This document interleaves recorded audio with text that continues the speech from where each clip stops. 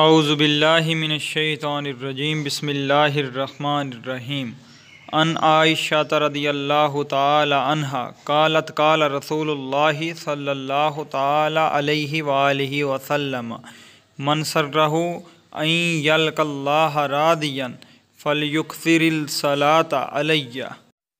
سیدہ عائشہ صدیقہ رضی اللہ تعالی عنہما سے مروی ہے کہ رسول اکرم شفیع اعظم سرور عالم صلی اللہ تعالی علیہ وآلہ وسلم نے فرمایا، جس شخص کو یہ بات پسند ہو کہ جب وہ دربار الہی میں حاضر ہو تو اللہ تعالیٰ اس پر راضی ہو، اسے چاہیے کہ مجھ پر درود پاک کی کثرت کرے۔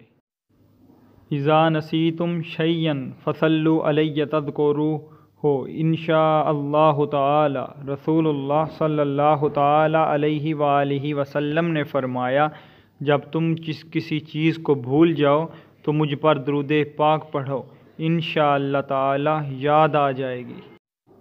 فائدہ: باوثوق ذرائع سے فقیر تک یہ بات پہنچی ہے کہ حضرت خواجہ خواجگان قاضی محمد سلطان عالم میر پوری رحمۃ اللہ تعالی علیہ کی خدمت بابرکت میں علماء کرام آتے اور مسائل علمی پر گفتگو ہوتی، اور آپ فرماتے، مولوی صاحب اس کتاب سے یہ مسئلہ تلاش کرو۔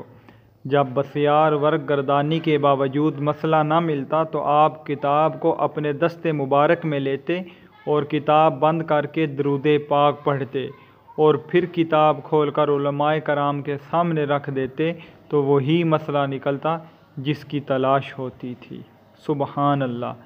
سامعین و ناظرین، مزید درود پاک کی فضیلت سننے کے لیے اور نئی نئی ویڈیوز دیکھنے کے لیے ہمارے چینل کو سبسکرائب کریں، ساتھ بیل آئیکن کو بھی پریس کریں۔